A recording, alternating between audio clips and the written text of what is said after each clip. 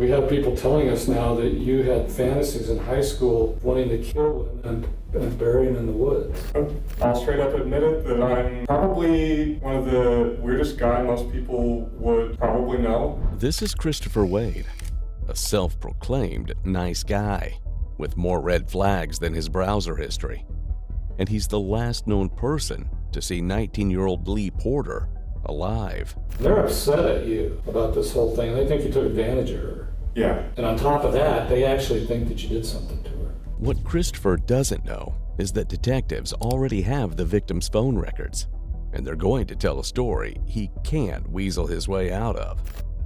Now watch as Christopher's carefully constructed timeline falls apart, piece by piece. The worst thing you could do is lie to us.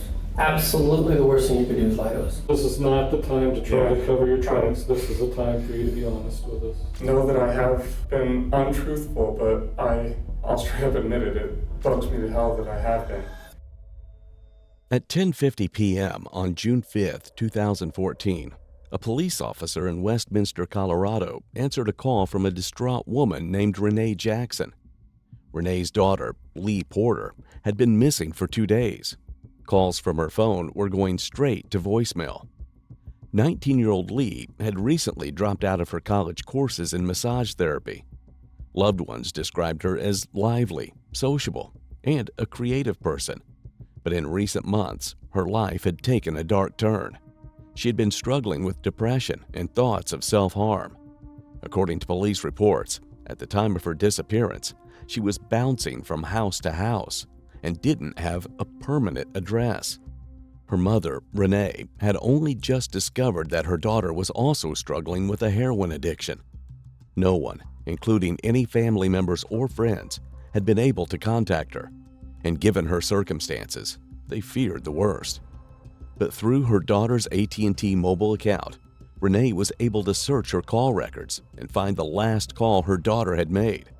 It was to a 23-year-old man named Christopher Waide.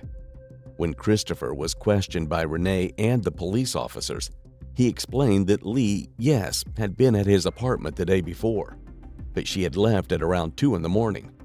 He also claimed he was Lea's accountability partner, a friend who helped someone maintain sobriety from drugs. At first, Christopher's story was appropriately detailed and consistent, but it was almost too consistent. As you're about to see, the more detectives looked into his carefully crafted version of events, the more concerning things became. Because the more they talked to people who knew Christopher, the more they learned about his past, including deeply disturbing behaviors that, in the context of a missing persons case, raised alarm bells for everyone involved. But detectives needed material evidence too. And it was those same AT&T cell phone records that tied things together. First, Christopher claimed that Lea had contacted someone before leaving in the person's truck at 2 a.m. But when they checked Lea's phone records, no such communication existed. Now, to make matters even stranger, Lea's car was still in the parking lot of Christopher's apartment building. Why would she leave in a stranger's vehicle? But what confirmed things for detectives was the final activity on Lea's cell phone. Her phone had pinged on a cell tower outside of town, hours after she supposedly left Christopher's home. The cell tower was located near a landfill outside of town, the same landfill that Christopher's garbage was taken to every week. These lies, along with a mounting pile of testimonies and strange behavior, were enough to place all suspicions squarely on Christopher. After several calls and visits from police officers, detectives request that Christopher come to the station for further questioning. They assure him that he's not under arrest. He's just being questioned.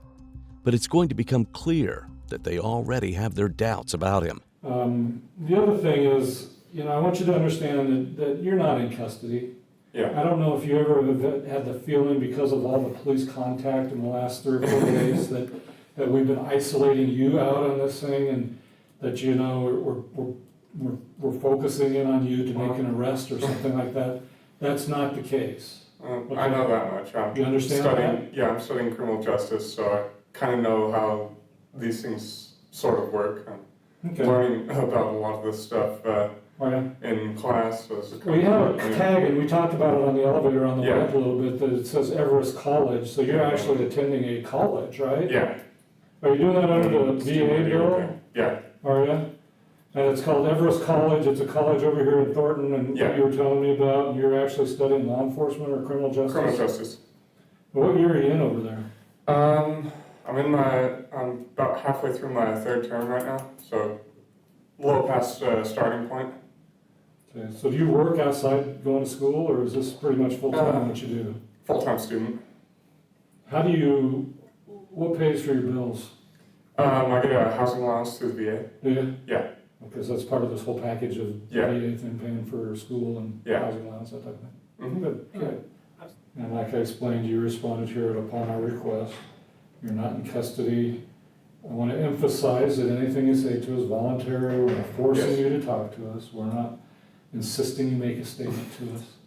You are going to be free to leave when we're done here. All right. Okay, so I just want to clarify that you understand all this stuff going into it. I understand. Hopefully that alleviates a little fear that you might have of being in a police department. It is a little intimidating. I understand that. Certainly understand that. Are you under the influence of any drugs or alcohol right now? No, Do you take prescription medication? not anymore. But a few years ago I used to for sleep and nightmares. Was that as a result of your military service? Yes. I had read the reports of the previous officers that have talked to you, so I know a little bit about Yeah. what you've said to them. Hopefully we won't have to go back through and repeat everything, because I'm sure Yeah. you're really, really sick of just the whole thing, but I might cover some of the stuff that they've already talked about, just to clarify and maybe to ask you a few more questions. Mm-hmm. So the officers came and talked to you on June 5th, Yes. and that was the first time that the cops actually had contact with you. Fifth, that was what, Thursday? Is that what the 5th was? Is that what you recall? I think so, yeah. The first part of this interview is centered around Christopher's phone and iPad. Police need consent to go through them, as digital records and data are going to play a key part in this case. What's more, they're going to provide some insight into Christopher's search history, though we'll get to that later. All right, Chris, let me give this to our computer guy, Okay. and I'll be right back. You and Mike can continue chat.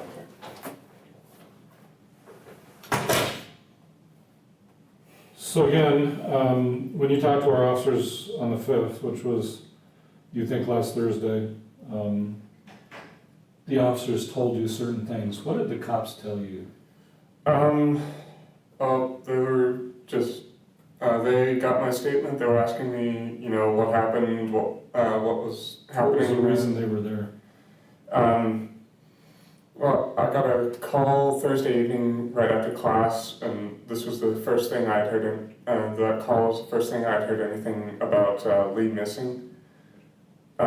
She, as my report states, she left early Wednesday morning, got into a truck.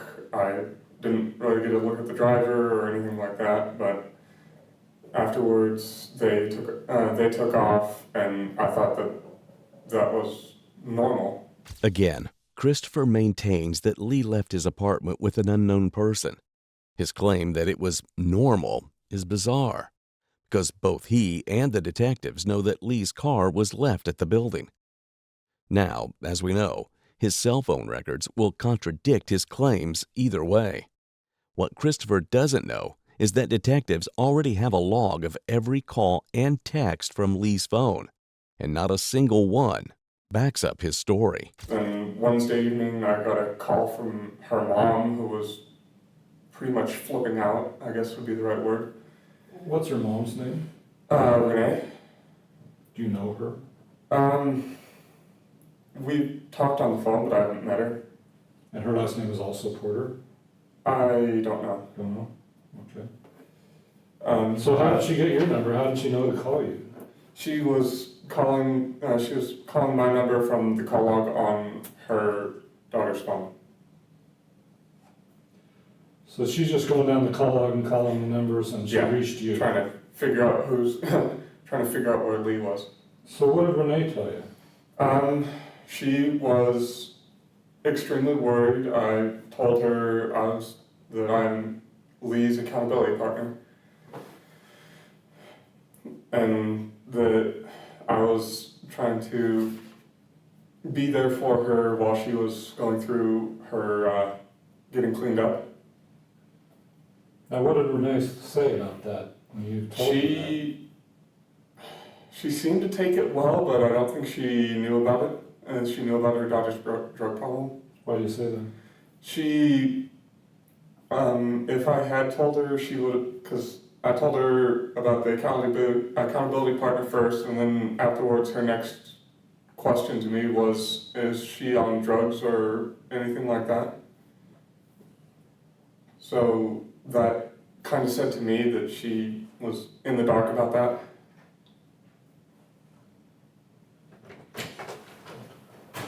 Well, as a result of then the officers coming to your house on Thursday, you completed a written statement. Mm-hmm.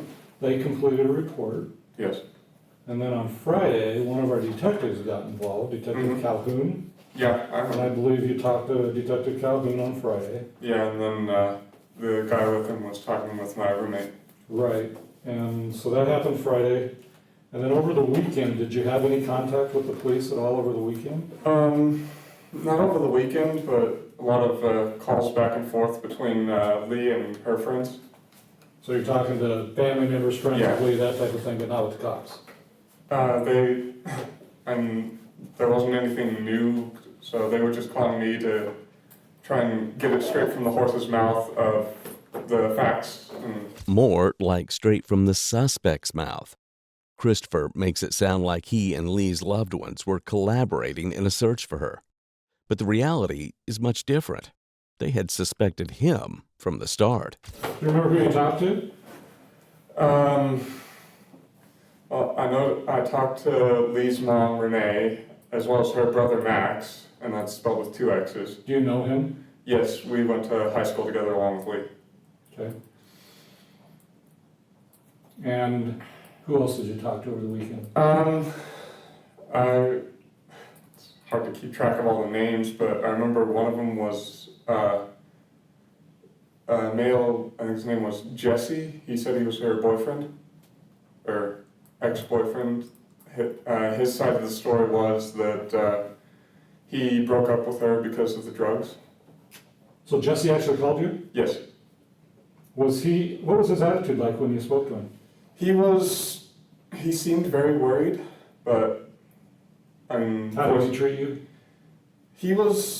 I think he was skeptical because he thought I had done something, but Why do you say that? just in his mannerisms, it seemed like he was under the impression that I was since I was the last person to see her, that I therefore must be the person that did something to her. Did he actually confront you with that? No, he didn't, but based off of his tone of voice and how he worded his questions, that seemed to me to be what he was thinking. And this was Max? This was Jesse. This was Jesse. Did Yes. you ever have any confrontational conversations with Max? Not really confrontational, but But the conversation with Lee's brother, Max, was confrontational. According to police reports, Max had called Christopher multiple times, begging for information. He told police he believed Christopher was withholding important details related to his sister's disappearance. Obviously, Christopher knows that being suspected by family members is going to look terrible for him, so he downplays it. when I first told him about the tarot reading, it took some heavy prodding on him to get me to open up about that. Did he bring that up or did you? I told him that I did a tarot reading for her, but I didn't learn anything of where she might be from it, so I didn't think it was important. You did a tarot reading while she was with you? Yes. Or before she left? Or after she left? While she was with me, Okay. I did a tarot reading with her. Well, did that freak him out to know that you're doing tarot cards? No, Didn't it? it didn't sound like it. I haven't seen him in a while, but we talked on the phone. I'm I mean, the fact that you're doing tarot cards could cause some people to freak out a little bit. Yeah, it's not exactly something that's understood completely by everyone. Christopher's love for tarot reading, using a deck of tarot cards to gain insight into people's futures, is going to be a recurring detail in this story. While the detectives seem bothered by the hobby, the real concern is going to be how Christopher uses his supposed tarot reading with Lee to try and confirm his story later. How did you get into it? My parents raised me as a Christian, but overall, that really wasn't the path for me. When I left, I decided to start looking around and seeing what else there was. Then, kind of, I think it was 2011 or 2012, I found the tarot cards and started looking into that.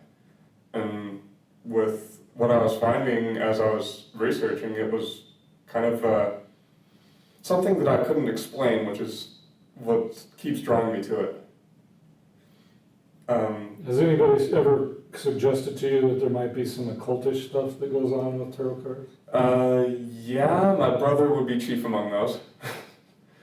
So I take it as your parents were raising you Christian, and they're Christian type individuals along with your brother, and so the fact that you have now started delving into tarot cards probably not exactly. It causes a little bit of friction though. But they know that you do this kind of thing? Yeah. Do you feel like there's occultish things going on here?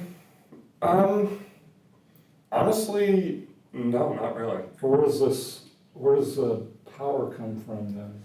It's hard to explain, but it's personal energy, which I know that sounds kind of occult, but it's really not all that foreign. I mean, even the Christian Bible talks about using your energies for good instead of evil. It's hard to miss the irony of Christopher claiming to use energy for good instead of evil. So, is there ever any satanic worship that goes along with this in the way that you do it? No. Have you ever been involved in any satanic worship or anything like that? No.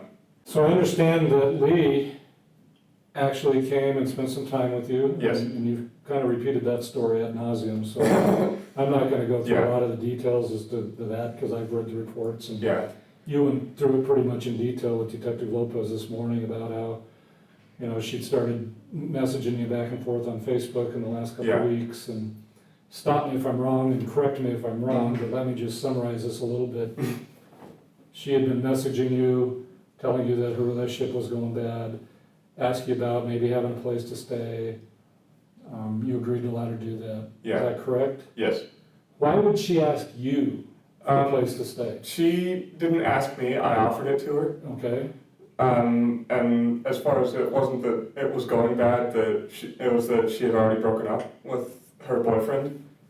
I asked her if she needed a place to stay or if she needed money or anything like that. She never asked me for money, but she did initially take me up on having a place to crash for a while until she got back on her feet.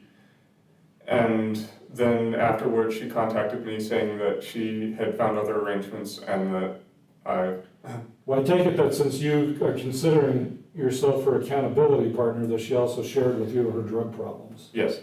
When did she start sharing that with you? Well, she shared that with me before I offered to be her accountability partner. She told me about the relationship and that there was drugs involved. I believe the one that she mentioned was heroin. And then I asked her, are you getting help for this? Would you like some more help? And I offered then to become her accountability partner. And from there, I just told her straight up, this is what I would do as your accountability partner. I would text you anywhere from 1 to 3 times a day to ask if everything's going okay, if you're feeling okay, if you've had any temptations or slip-ups to using again. What Christopher doesn't realize is that detectives already know he wasn't that close with Lee. so his excessive offers to help her just look suspicious. And she agreed to it. Kind of like Alcoholics Anonymous will do is maybe a sponsor that somebody sponsors somebody type of thing. Yeah, I'd say that's fairly accurate. Have you had any experience doing that with anybody else? Honestly, no, but when we were talking, I told her that it was a good idea to, get herself checked into someplace and get them on get her on their radar as well, just for the extra accountability. One of the reasons that you kind of came to the radar on this thing with the family Yeah. is that they kind of think that maybe you were trying to take advantage of her. No, not at all. I liked her, and don't get me wrong, she is a beautiful young woman, but in no way did I make any advances on her whatsoever. Okay. What type of relationship did you guys have prior to her contacting you about her drug use and you offering to be her accountability partner? We were friends in high school, like I said, and then afterwards we chatted back and forth on Facebook, but So you guys were friends in high school, so when did you graduate? I graduated in 2009. I believe that Lee graduated in, I think, either 2011 or 2012. I'm not really sure I'm not positive on that. Did you have any kind of sexual relationship with her in high school? No. None? None at all. I didn't lose my virginity till well after I was out of the Army. Did you guys, did you ever have intercourse with her prior to? No. This was the first time. A few days ago? That was the first time I had seen her in, I don't know, maybe a year and a half. Because we had bumped into each other in Canyon City. I'd stopped off at Walmart to grab some snacks on my way back home to my apartment. So after she started getting back together with you here recently, was there discussion about what the relationship would consist of? I know she was asking for a place to maybe stay. And she made it very clear to me from her exact words, I think, were that she had just gotten out of a bad relationship and she wasn't looking for a relationship or anything like that. And I told her straight up, that's fine by me. You'll be the one making the advances, not me. Notice that as the interview goes on, Christopher becomes more confident and assertive in answering police questions. It could be because he's had similar conversations several times now. But the very first responding officer who talked to Christopher also noted that his retelling of events sounded rehearsed from the very start. Now, detectives already know this, so as the interview goes on, they're going to throw some curveballs their suspect won't expect. Little does Christopher know that every confident detail he adds is just another thing they can prove wrong later. So, tell me, Chris, why would you be so generous and offer to let your place be used by a young drug user? I guess the best answer to that would be is because she's a friend. And I'm extremely loyal to my friends. If any of them, even the ones I haven't spoken to in years, were to ask me for it, I'd give them the shirt off my back. That's just the kind of guy I am. I know that's kind of an outdated viewpoint for life, but that's the way I was raised, and that's the way I deem that's the right way to live.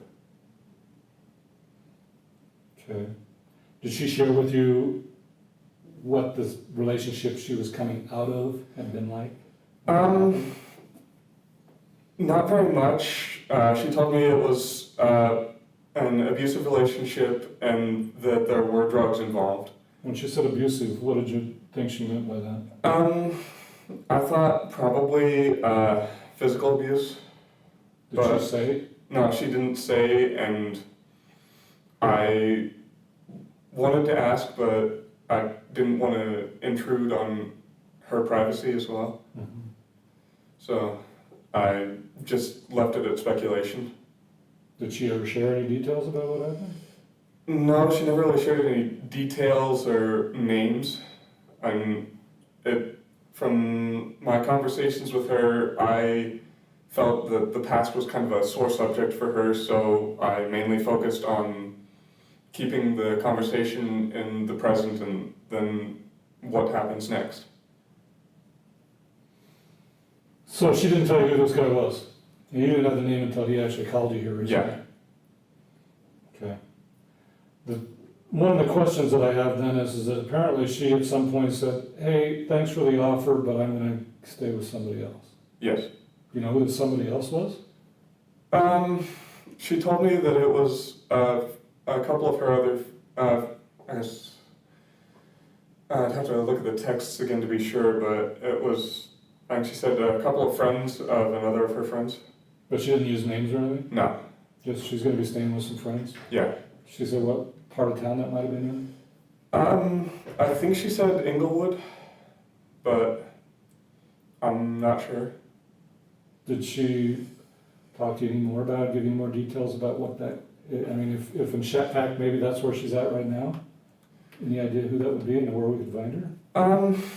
Honestly, no. This part is true. At an earlier date, Lee did go to stay with other friends rather than stay with Christopher. But the reason she chose to do that is unclear. Did she ever get mad at you and act like you were prying? No.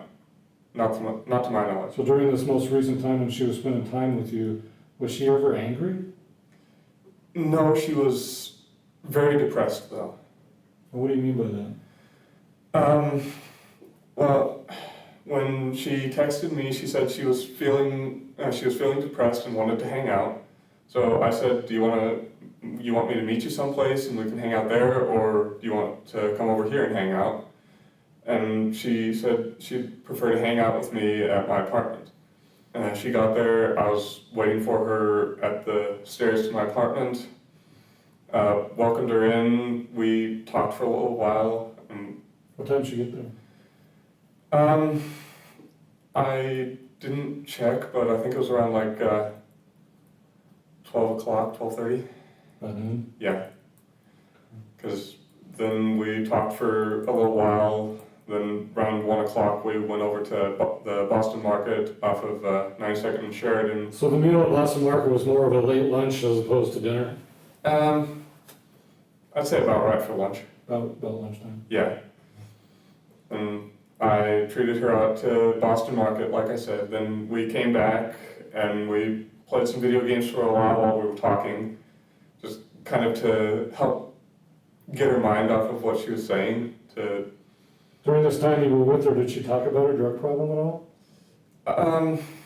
No, I asked her how she was doing, and she said she was doing good, and that she hadn't had any temptations or hadn't been using again. Did she seem like she was high at that time?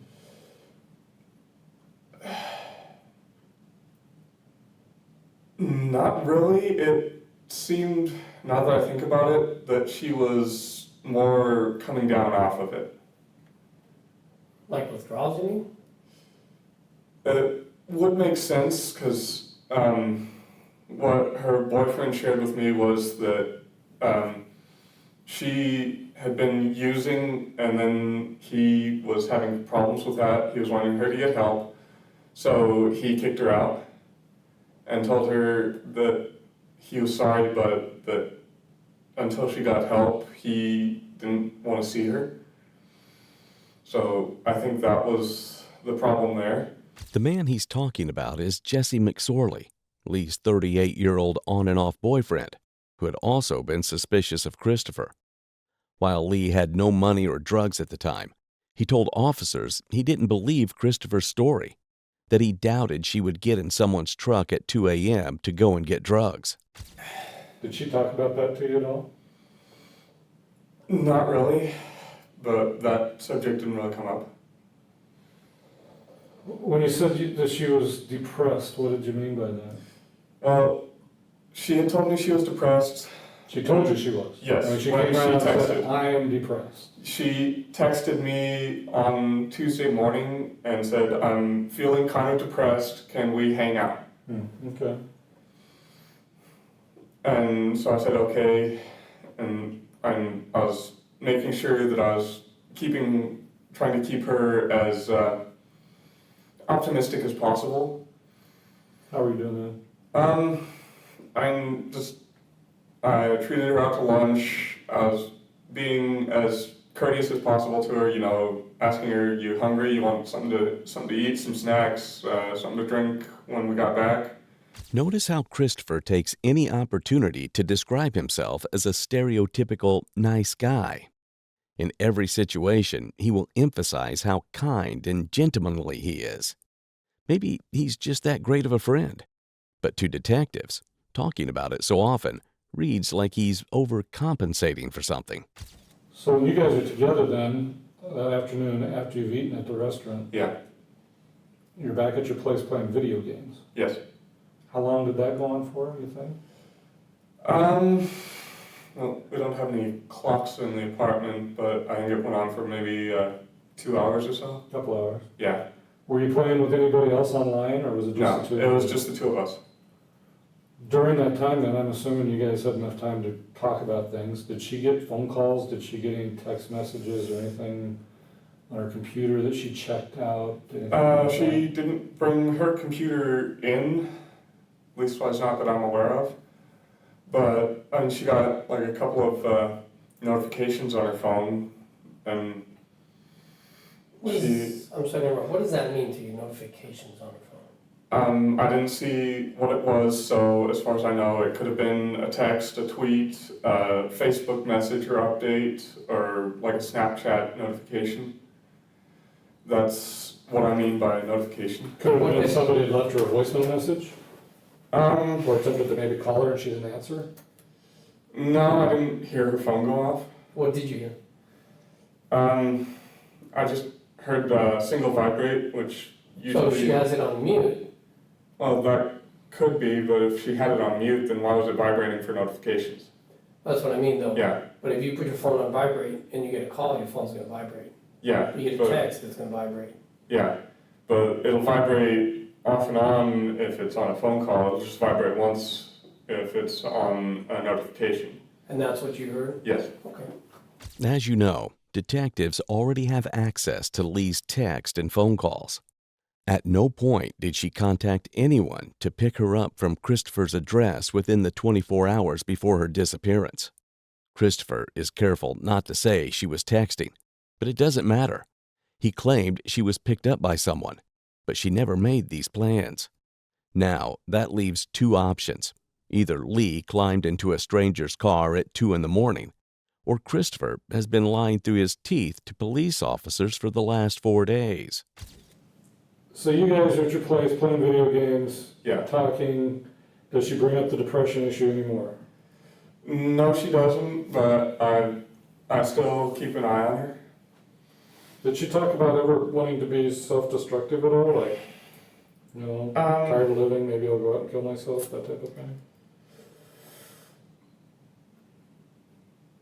I kind of got that, not really that vibe, but I kind of got that I kind of got a vibe from her that she had been, that she had in the past been cutting, but she didn't have any scars or anything on her that were recent, so...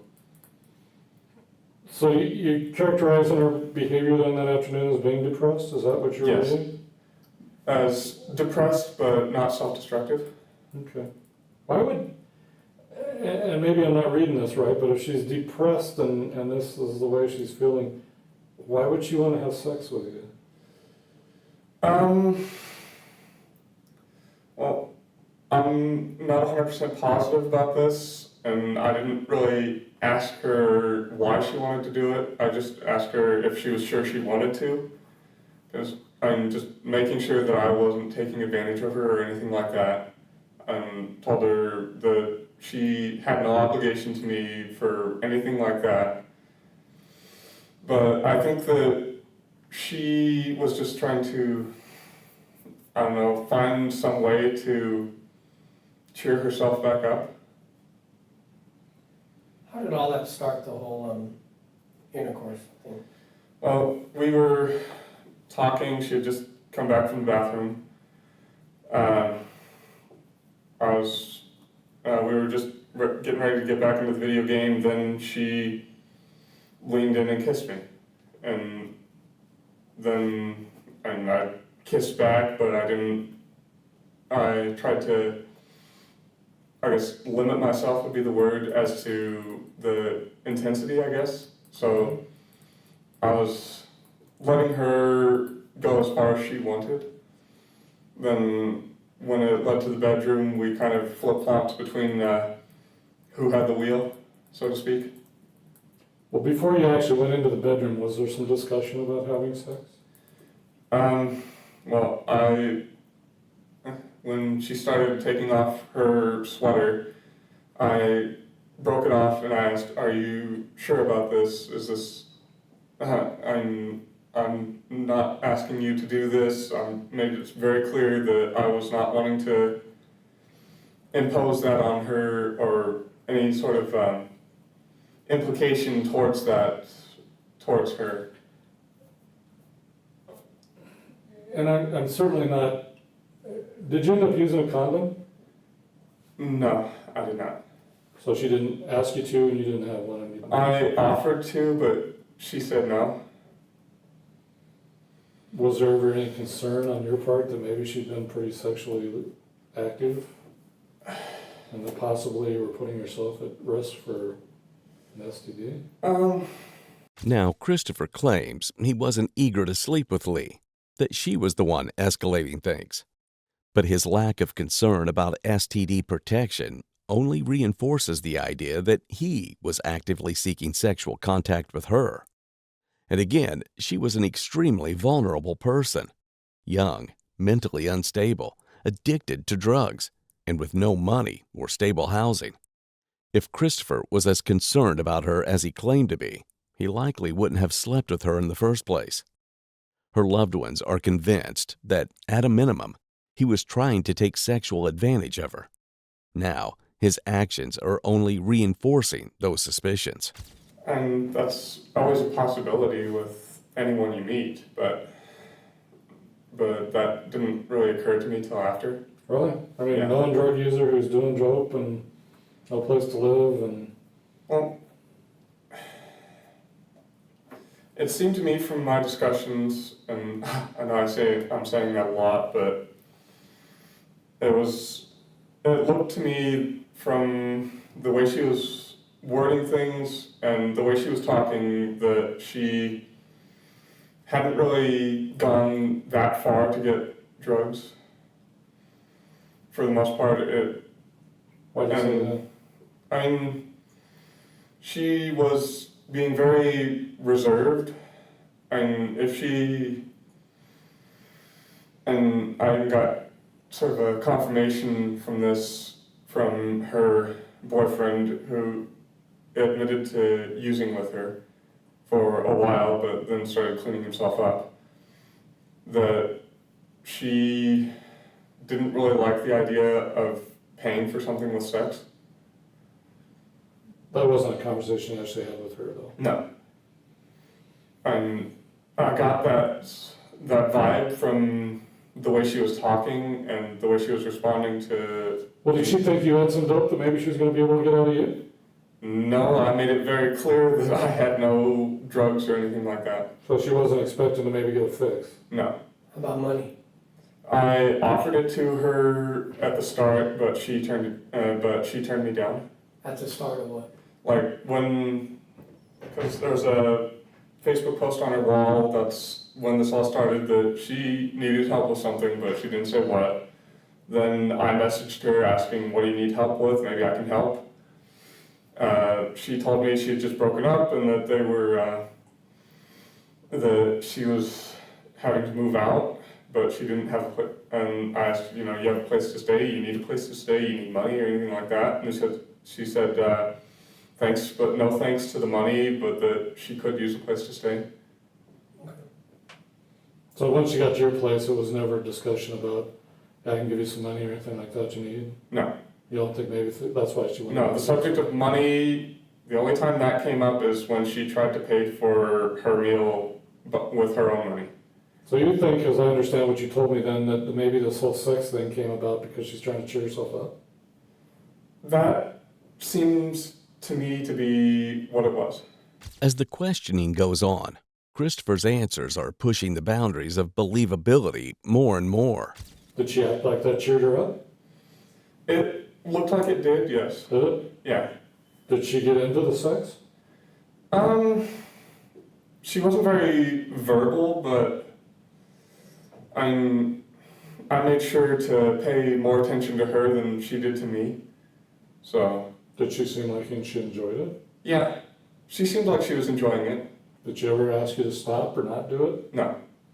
So you both completed your activity of the sexual encounter and then it was over? Well, we had sex a few times, and then afterwards she just asked, I'm tired, can I just pass out for a while? And then about, an hour and a half after, that was when my roommate came back home, and I let him know that, I had a guest over and that we were not decent. So did he ever have any contact with her? No, he did not.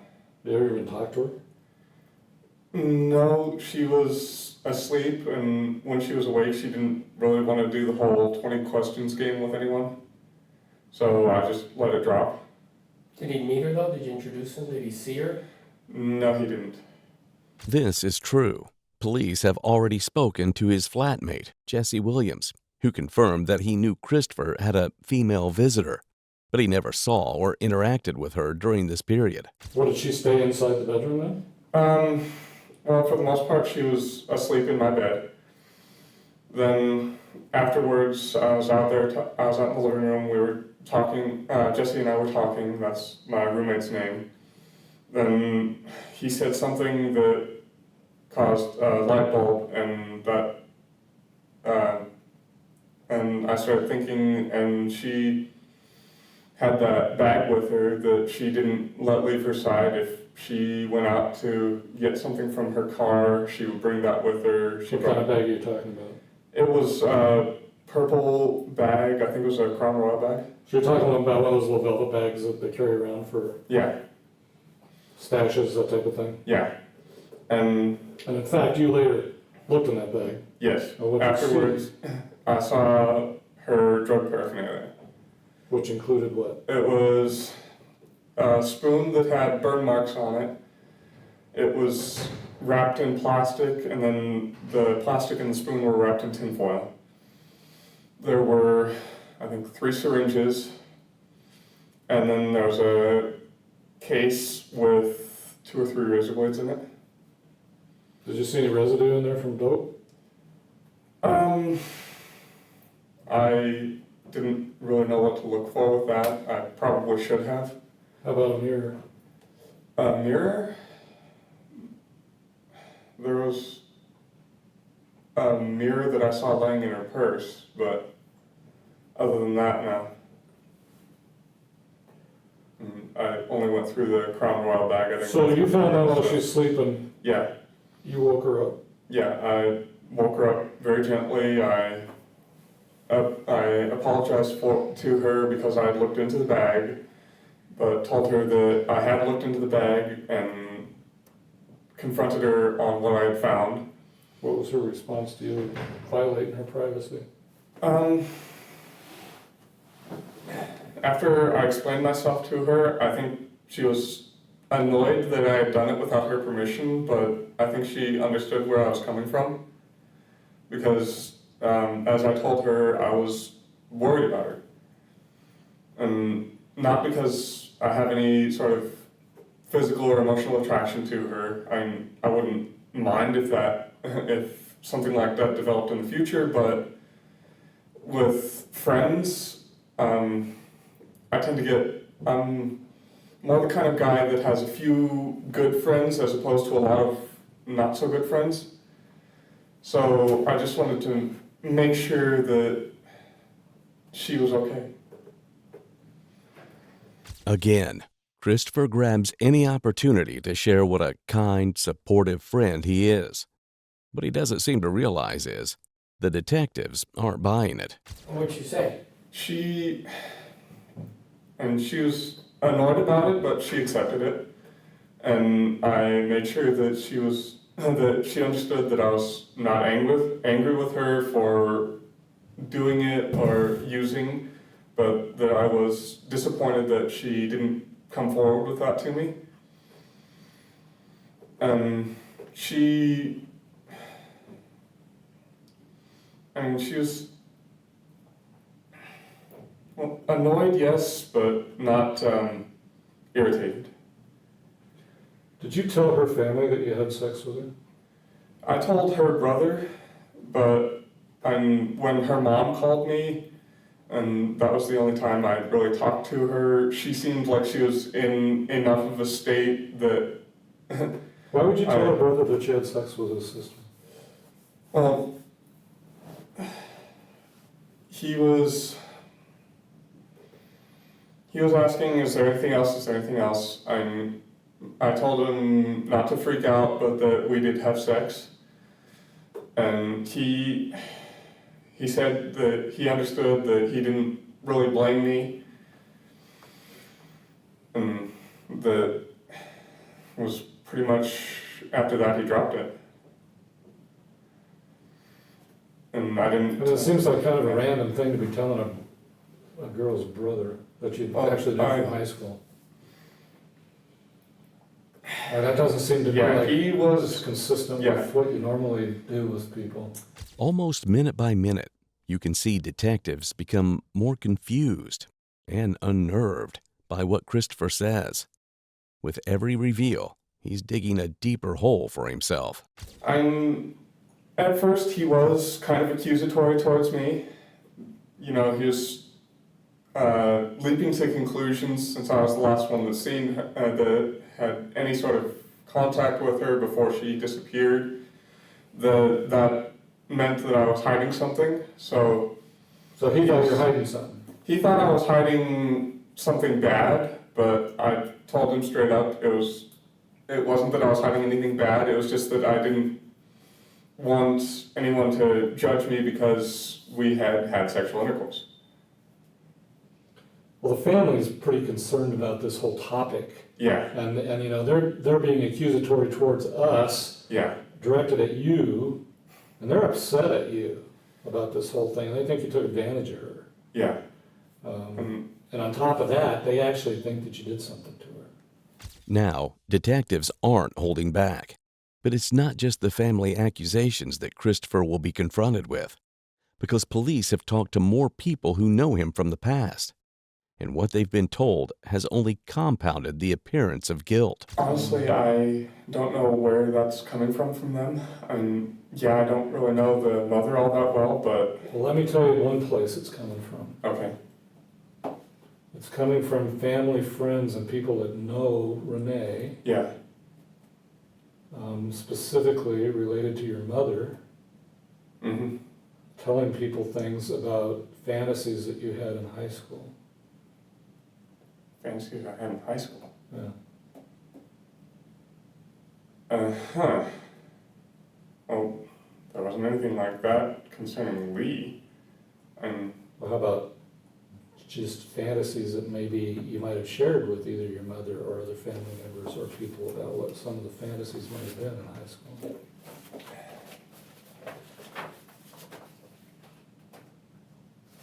Honestly, my fantasy life is private. I keep that completely separate from my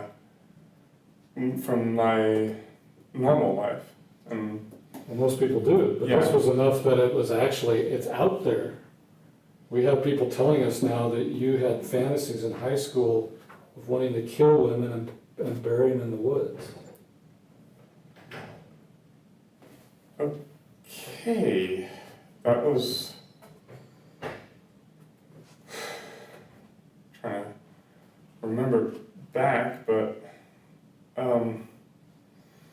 there were a couple of girls in high school that were I guess tormenting me would be the right word. To put it lightly, I was the outcast as far as high school goes. I much more preferred to, hang out in the library and read books.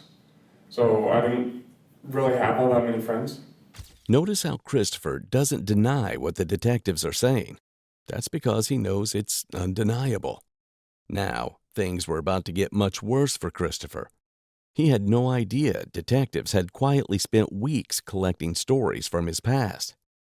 Detectives talked to dozens of people who knew Christopher from high school, and their statements are consistent across the board. According to police reports, multiple peers described him as disturbed and creepy. But that wasn't what concerned the police. Two friends of Christopher's mother, Vicki Waide, had shared that Christopher wanted to rape and kill a fellow student. Vicki knew this because Christopher had allegedly told her, his own mother. What's more, Lee's brother Max confirmed these rumors, sharing that Christopher and a second student, named Tyler, had been overheard making plans to carry out the crime. Another peer told police that Christopher and Tyler had a rape list containing names of girls at their high school. Most disturbingly, when they finally spoke to Vicki Waide after his interview, she confirmed her son had done more than just share his fantasies with her. He also admitted to trying to break into the trailer home of another student so he could carry out these acts. But he was scared off by her dog before he could do anything. Given that Christopher was the last known person to speak with Lee, these testimonies were chilling. But are they enough to goad him into confessing? Was Lee and Max, would you have considered them friends? In high school? Yes. In high school? Yes. Why would they be your friends? Well, we hung out together. We had some classes together, mostly art or wood shop. Since we were in different grades, I didn't really have very many classes with them together, but we hung out during lunch. We played hacky sack or stuff like that. They accepted you for who you were? To my knowledge, yes. And other people didn't? Is that why you felt like you were the outcast Yeah. in high school? I'm two words that would describe me almost perfectly would be unorthodox and weird. And I'll straight up admit it that I'm probably one of the weirdest guy most people would probably know. These detectives aren't about to disagree with that. I don't believe in doing things the easy way. So, like, in any situation, to me, to my logic, the easy way is usually not the right way. So for wood shop, I usually like to do most of the work by hand. I mean, I do the major cuts, but afterwards, all of the sanding I would do by hand. I would do all of the carving by hand. Can you understand why? Yeah, I understand it. We as the police department and the people that here work here and now are looking into this young lady who's missing. Mm-hmm. Under suspicious, Yeah, I absolutely under understand. suspicious circumstances in the sense that Mm-hmm. she's dropped off the map, not made phone Yeah. calls to anybody that she normally talks to almost on a daily basis. Yeah, I understand. So you understand where we're coming from. Yeah, I understand. And now we're getting calls and we're getting contact by the family who said, you did something to her. I don't know. I don't know you from Adam, Yeah. but some of these people know you pretty well. To the point that they knew what some of your fantasies were in high school. Honestly, I never told anyone my fantasies. Not even your mom? No. Now, detectives have caught Christopher in an outright lie. While they haven't spoken to Vicki yet, her friends have already come forward. They know he shared his fantasies with both her and at least one of his high school friends. What's your relationship like with your mom? It's difficult to explain. I mean, she is, like I said before, extremely hardcore Christian, and as we discussed earlier, I am definitely not. So that's caused a lot of friction between myself and my family. And Did you ever have any discussions with your family about your sexual orientation? no, Did they ever confront you about that? Did they ever suspect that maybe you might be gay? honestly, I'm bisexual, but they don't need to know that. That's whatever I do with whoever I do it with is my business, not But that theirs. was never an issue with you and your parents or your family? If they had any suspicions about that, they kept it to themselves. Really? Yes. Okay.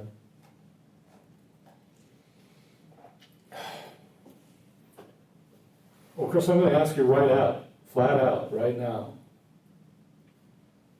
Do you know where Lea is? And did you do something to her? I did nothing to her beyond what I've already said, and honestly, I have no idea where she is. Only an hour into the interview, and it's clear neither detective believes a word that is coming out of Christopher's mouth. For good reason. Suspect happened to her?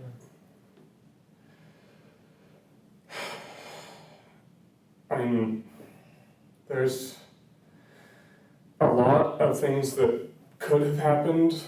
To me, the most logical things are that she took the advice from my tarot reading beyond the level that I intended, or that she is just has fallen back into using drugs, and that she is ashamed to talk to people right now. Explain to me how you ended up doing a tarot reading for her. Well, after I woke her up, she still seemed kind of depressed, but not as much. So This is after you woke her up to confront her about the Yes. drug paraphernalia. yes, and she still seemed kind of depressed. So I did what I don't normally do. If someone asks me to do a tarot reading for them, I will do a tarot reading for them. But other than that, there's not very many people that I will ask if they would like me to do a tarot reading for them. And after the tarot reading,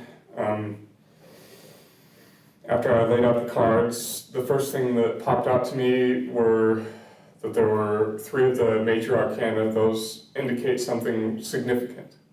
Now Christopher goes into extensive detail, describing the tarot cards that he drew for Lee and demonstrating this to the detectives.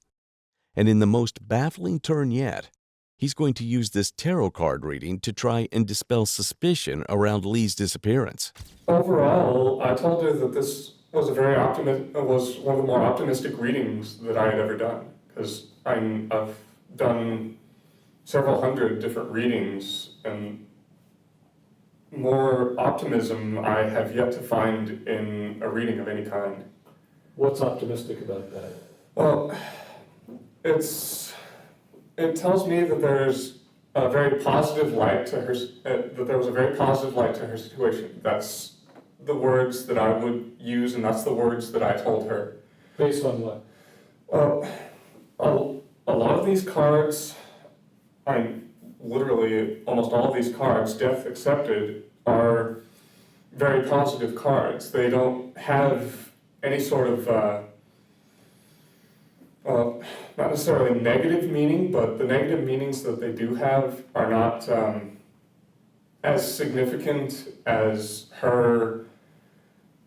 she would come to physical harm or anything like that. So you told her it was an optimistic reading. Yeah, so I told her that based off of, what the cards were saying, as well as what she had told me, that this, though it may not seem like it at a good time, is actually going to be very good for her. What is going to be very good for her? Her situation that she's in right now. That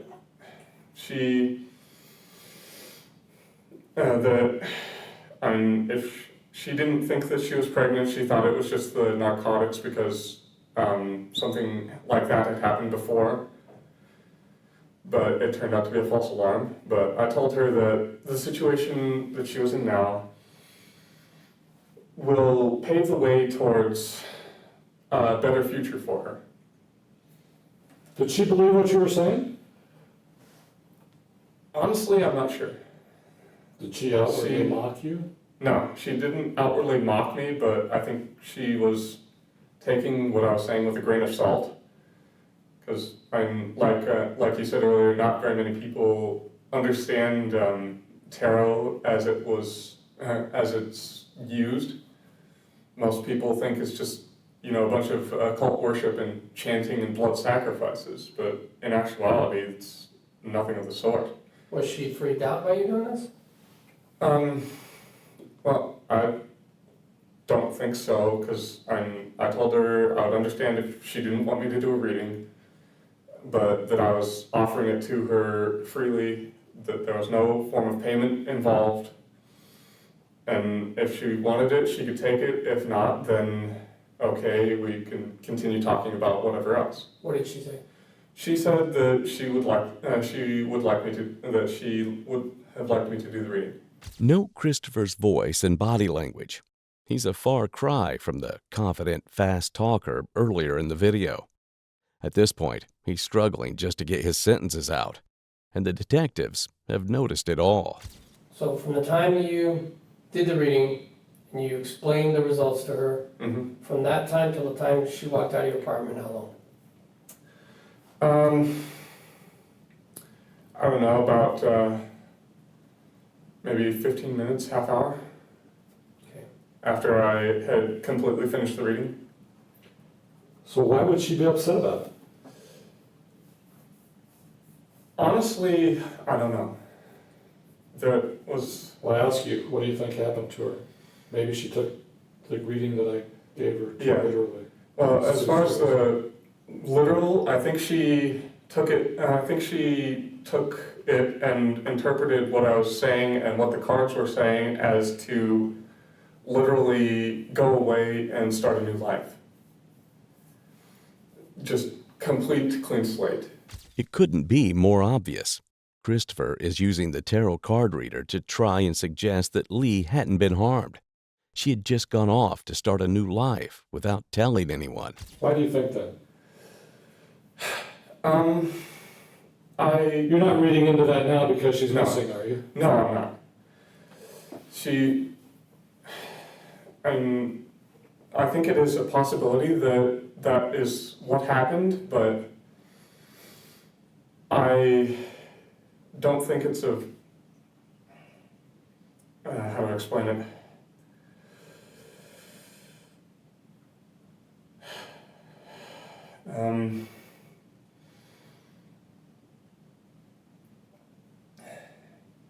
I don't really know her mindset for when she was in the reading, or for while we were in the reading, but I think because I was talking a lot about the judgment card, because like you guys, she was kind of concerned about the death and judgment. She thought something bad.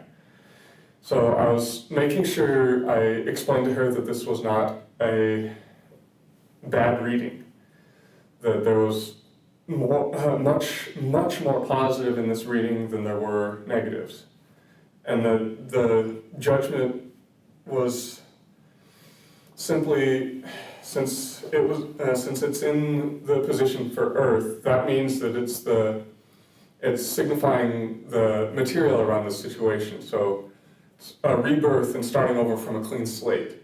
So that suggested to me that the outcome would be that she would be able to start over and get a fresh start at life. Why did she not want you to tell anybody about this? It was more about the pregnancy part than about the tarot reading, but overall that's a courtesy that I extend to all of my clients.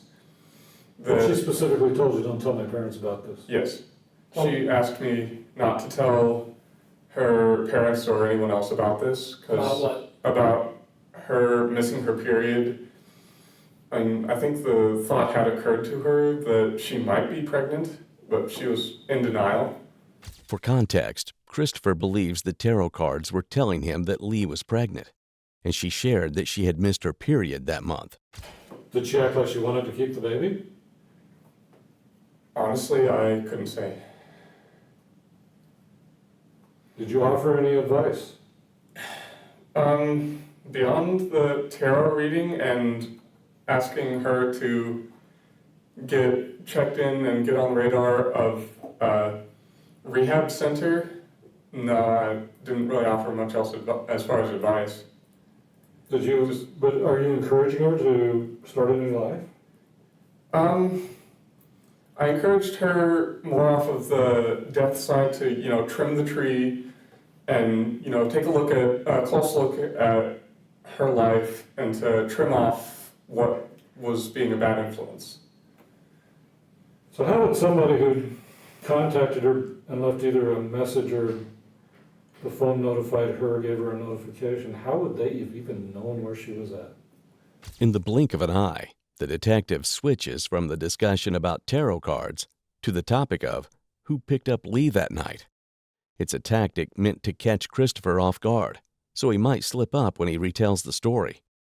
After all, this is the part of the story that contradicts the evidence they've collected. Honestly, I thought that was her ride.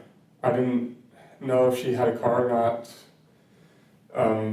because she said she needed my car to help with storage for moving. So I thought that meant she didn't have a car and that she had gotten a ride up here from someone else. It wasn't until Friday afternoon that when her brother Max called me that I even realized she even had a car. Chris has just been caught in a direct lie, not only contradicting evidence, since Lee's car was still at his apartment building, but contradicting what he had already said during this interview. Now his composure and his story is crumbling by the minute. Well, earlier you said that when she would keep that bag with her at all times, when she went out to her car. Well,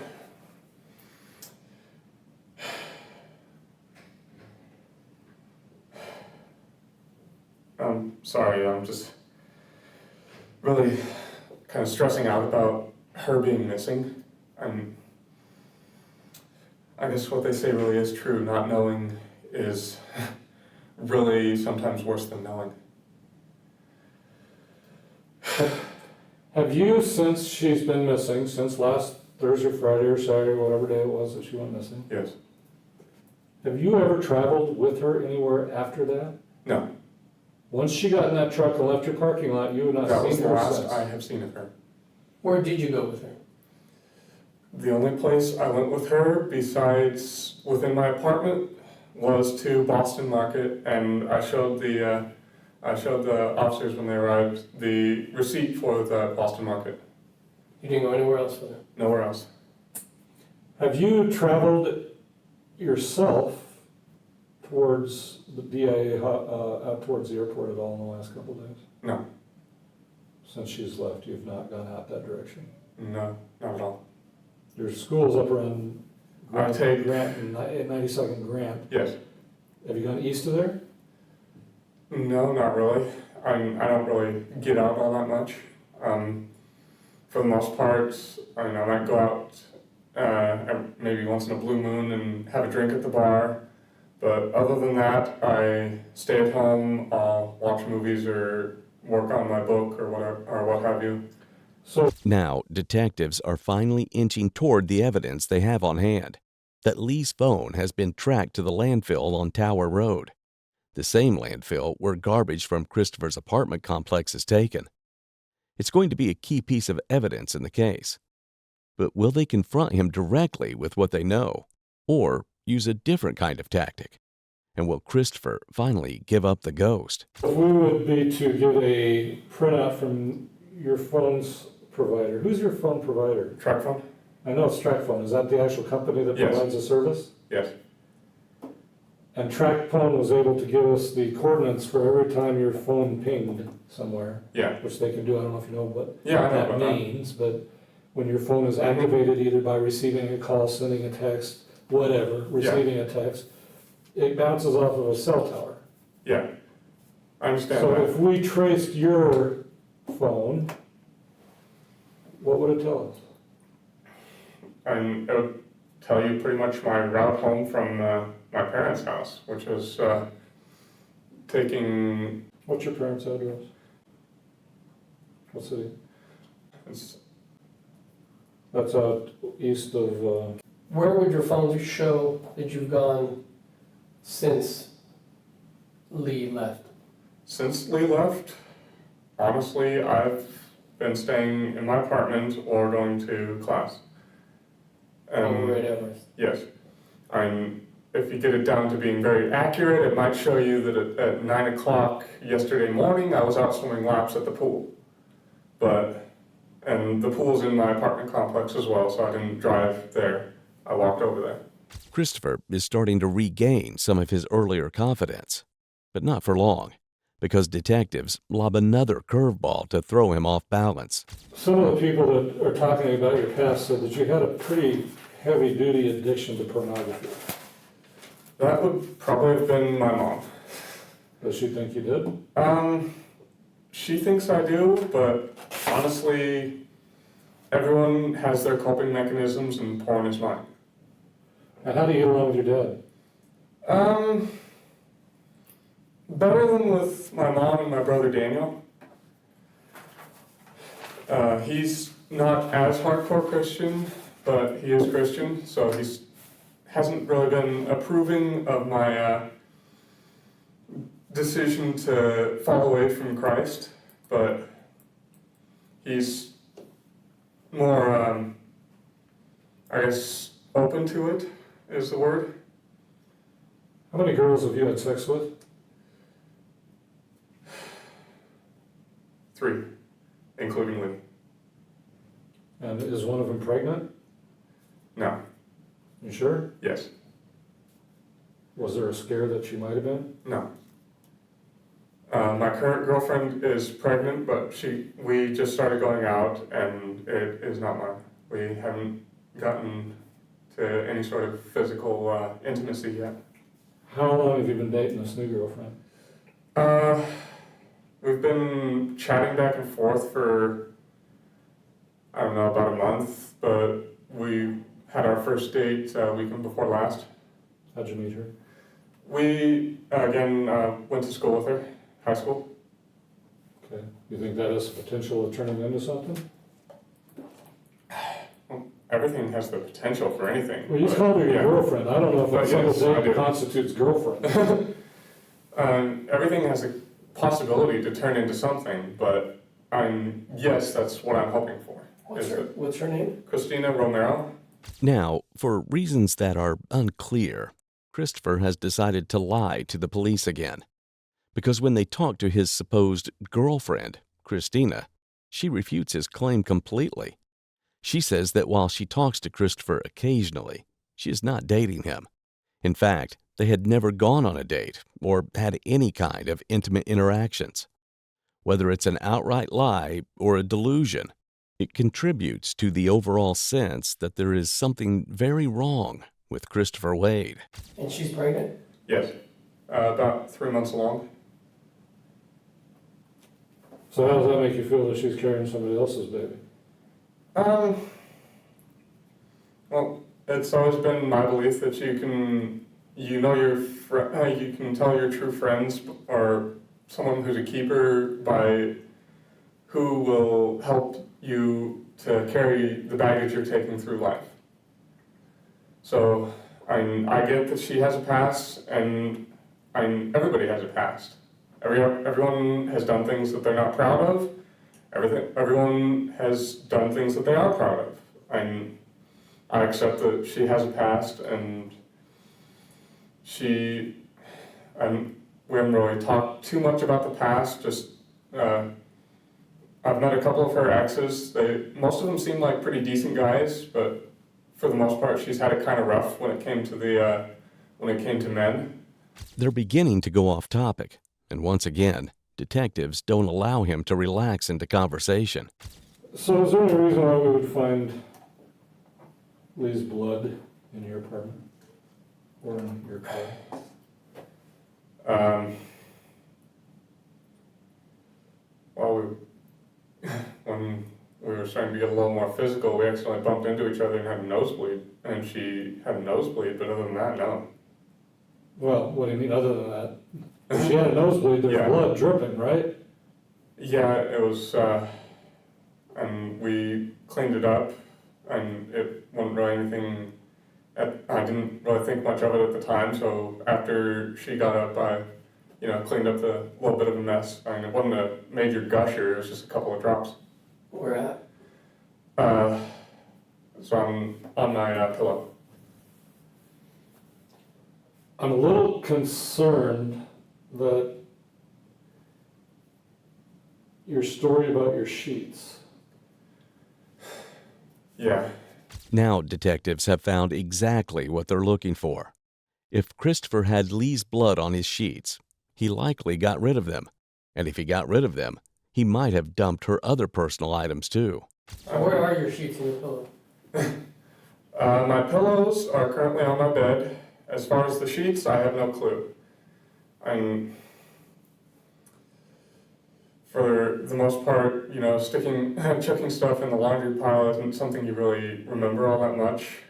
So it was routine, and it was covering the duffel bag, so when she grabbed the duffel bag, she might have thought that that was just hanging out of it, and she stuffed it in there. You didn't get rid of the sheets? No. Intentionally get rid of the sheets because maybe it had her blood on them? No, sir. If you did, no big deal, tell us that. If you did it, Yeah. and because you're freaked out because there's blood on there, she's missing, you're thinking, oh, people are going to think the worst, I better get rid of this, I understand that. Yeah. I understand that, okay? But for you to tell me, I don't know what happened to him, that I don't understand. So if that's Because what I happened, really do not understand, and if I had gotten rid of the sheets, wouldn't I have gotten rid of the pillow too? Why would I keep the pillow but not the sheets? I don't know. Well, does the pillow have a pillowcase on it? No. Did it? No. It seems inconsistent to us based on the condition of your apartment that you would be all of a sudden in the middle of a sexual experience taking your sheets and taking them off the bed. It was afterwards, as I told them before. Yeah, it was Even afterwards. Yeah, I mean, she went up and used the restroom. It seems kind of bizarre that all of a sudden I got to take the sheets off of my bed. Well, You understand? I mean, Yeah, I let's understand face what it, you're coming your from. apartment's not exactly the tidiest of places. I'd be Okay? the first to admit that. So, why all of a sudden after you're done having sex with her and she's been sleeping on this bed Yeah. for hours, would you decide, oh, now is the time that I need to pull these sheets?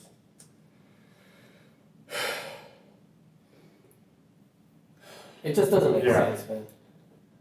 And honestly, when you put it that way, it doesn't really make much sense to me either. Yeah. But it seemed like the thing to do at the time because I did laundry the next day, so I didn't want to forget about it. Christopher now has two choices: tell the truth or keep digging a deeper hole for himself. You know, when we talk to people, Yeah. the only thing we ask is for them to tell us the truth, no matter what the truth is. Mm-hmm. Okay? The worst thing you could do is lie to us. Absolutely the worst thing you could do is lie to us. Okay? Mm-hmm. I So, understand. so think about it again. What's the deal with the sheets?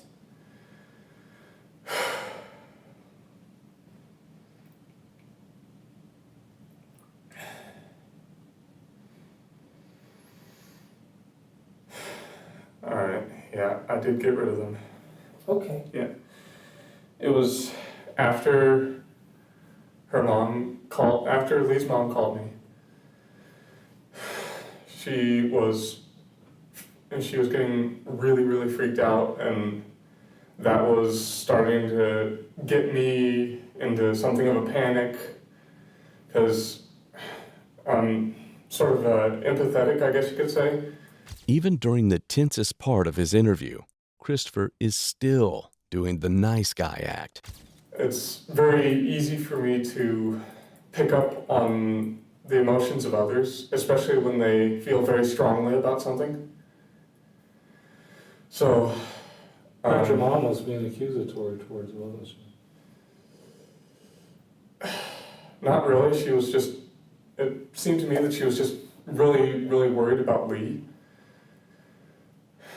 And I get where she was coming from if she was being accusatory, but And when she started saying she's missing, I haven't heard from her in 2 days, I started getting worried because I'm the first person, the last person to have seen her. I mean, it makes sense that I'd be the logical suspect. So it seemed to me the logical thing to do was to get rid of it.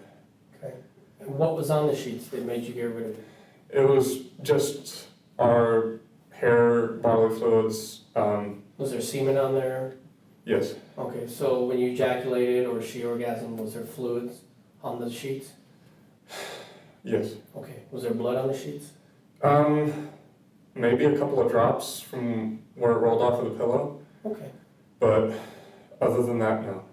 Okay, and what did you do with those sheets? I just took them, I put them in a garbage bag, and I chucked them in the dumpster. Now they finally have the confirmation they need. Christopher threw out possible evidence that will now be in the Tower Road landfill. They're now certain that sheets weren't the only thing he disposed of. Okay. Which dumpster? It was, you remember where my car was? It was the dumpster in that parking lot. And When did you do that? like, before the police arrived to take my initial statement. So this would have been on the 5th? Yes, that evening. When's trash day? Trash day, I'm not really sure, but I think it's Fridays. So it would have been the day right after you did that. So Yeah. that trash is gone? I believe so, yes. Do you know what else was with those sheets?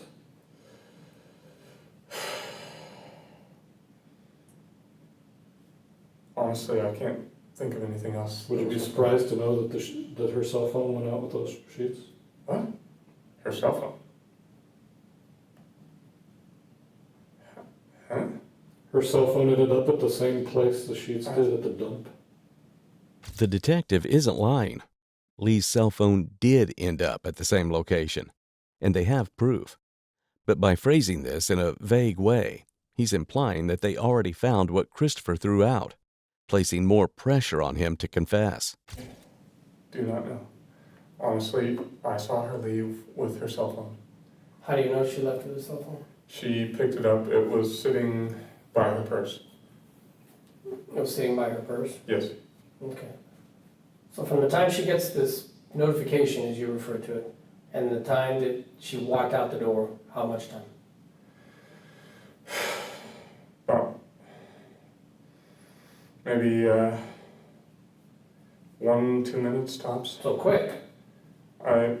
Yeah, it was fairly quick, and I asked her if everything was okay. She said yes. I didn't really believe her, so I followed her out, and then I saw the truck. Okay, so is it possible that her cell phone was still there and you went ahead and got rid of it with the sheets because you're thinking somebody's going to track this phone, let me just get rid of it with the sheets? It's possible, but I didn't. It'd be pretty hard to miss. I mean, you got to I know that.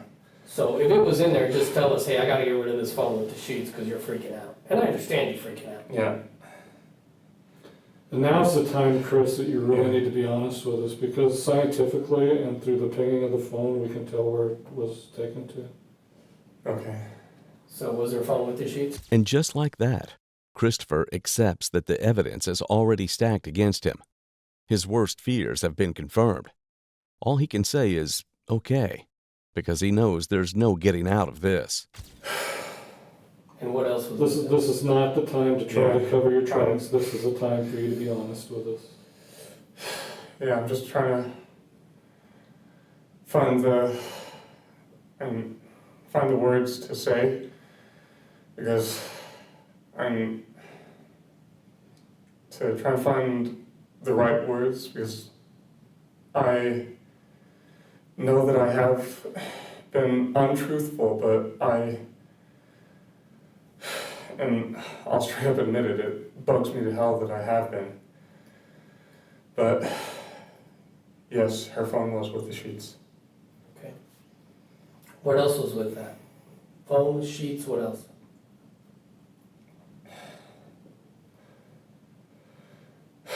there was nothing else. Was she with the phone in the sheets? No. Chris, it's time for you to really be honest with us now, because I know this is really hard for She you was to not do. with the sheets. Is she lying in the dump somewhere? Oh, God, no. You understand why we're asking this, right? Yeah, I understand it, but still, that's something that's something I've had nightmares about, is hearing that she's been found somewhere in a dump someplace. I really do not want that for her. But his indignation isn't convincing anybody. In the course of one interview, detectives have gone from carrying out a routine interview to a showdown with the man they now suspect of murdering Lea Porter. So where is she? Honestly, I do not know. She left and got into the truck. Nobody knew where she was at, Chris. I know that. And We've got her text messages. yes, We've got her phone records. She didn't send anybody a message to say, come and get me up here. and We know everybody that she talked to that day. We have phone records, we have cell tower I thought that it was locations. prearranged, okay? I thought that she had prearranged to have someone pick her up, and then Now, detectives reveal everything they have against him.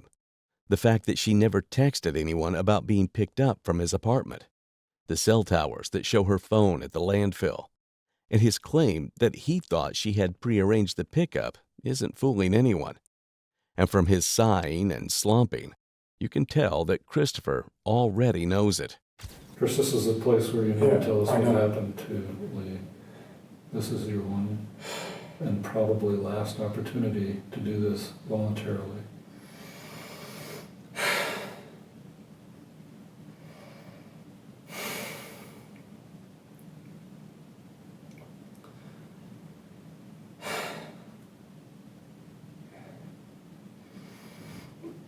am I being accused of something? What do you think? It sounds to me like yes. And I maintain my innocence, but I would like a lawyer.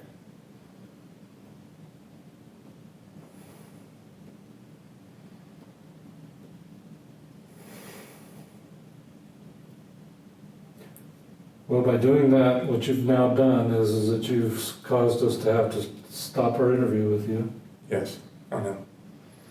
And I will give you a business card, and I'm going to tell you. Not to get out of town? Now I'm going to tell you that if you want to initiate any conversation with us from here on out, Yes. you're the one that's going to have to do that. I understand. Okay? You understand that all we want to do is find her, you understand that? Yes, I understand.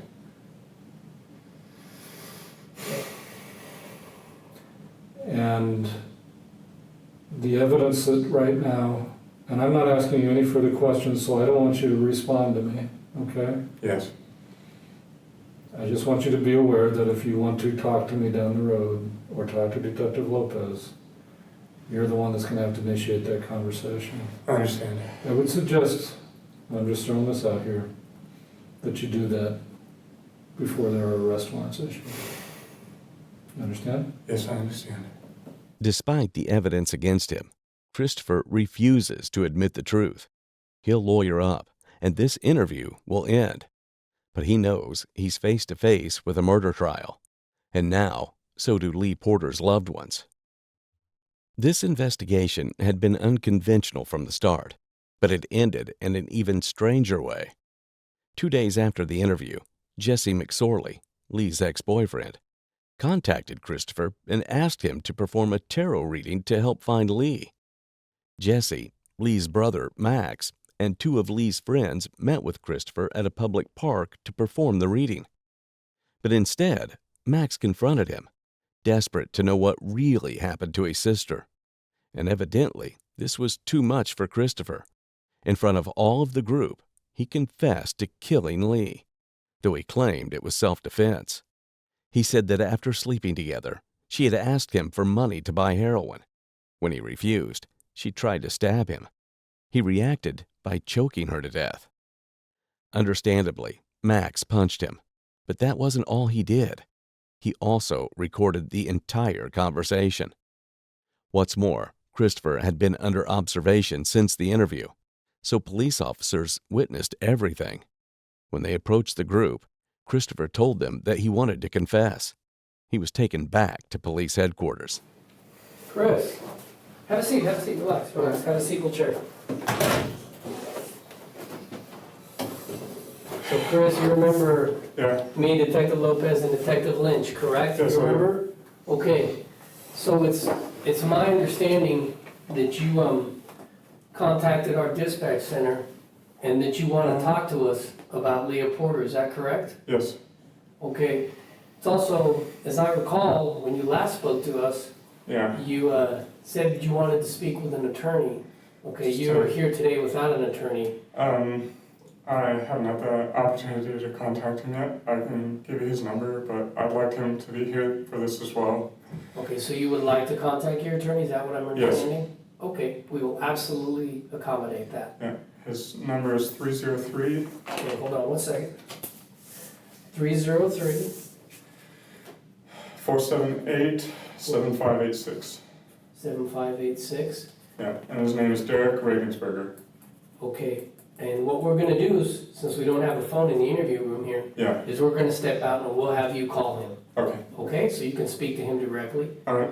And then we'll proceed from there. Do you have, I'll tell you what, you want to use my cell phone, just calling? Whatever way works.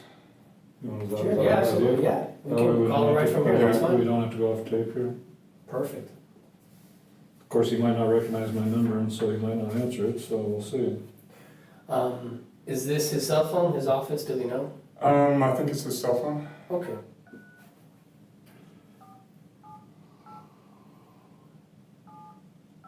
Is it okay that we're in the room with you right now while you Yes. make this telephone call? Yes. You understand that everything we're doing right now is being recorded? Yes, I do. Things aren't as straightforward as they seem. Christopher's attorney has to be notified of what is going on before he can give a full confession. Hi, Mr. Regensberger. This is Christopher Waide. Could be going better. I'll just come out and say it that events didn't exactly play out in our favor as far as the timeline I was looking at. And, well, I'm at the police station right now. I made a spot decision to talk with some of Lee's friends, and I told them the truth, and I told them that I would be turning myself in, but they said, no, you're turning yourself in now, not later. Because it's been eating away at me. I couldn't stand not to say anything. Let me talk to him for a second. All right. Hey, Mr. Regensberger? Hello? Yeah, hi, this is Detective Lynch. I'm with the Westminster Police Department here. I wanted to let you know that he is using my cell phone from an interview room to contact you, and that we are present with him, and our interview or conversation at this point in time is being recorded. So I just wanted you to have heads up on the fact that anything he's saying to you right now is being recorded. Okay, so I just wanted you to have awareness that we were in the room with him. We asked him if he wanted us to be here. He said yes, or he said that we could be. So I wanted you to have heads up on that. I also want you to know that he has made some spontaneous statements to our dispatcher when he called in, as well as to one of the officers that brought him to the police department. And he has told us that he does wish to speak to us about the disappearance of Lea Porter, but he wants you to be here when he does so.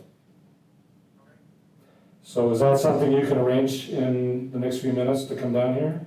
Okay, very good. You know where the Westminster Police Department's at?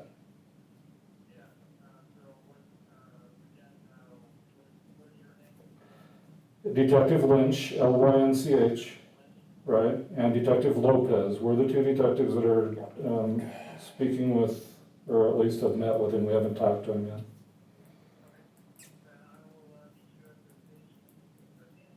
Okay, we'll come into the lobby and tell them you're here to see Detective Lynch, okay, or Detective Lopez.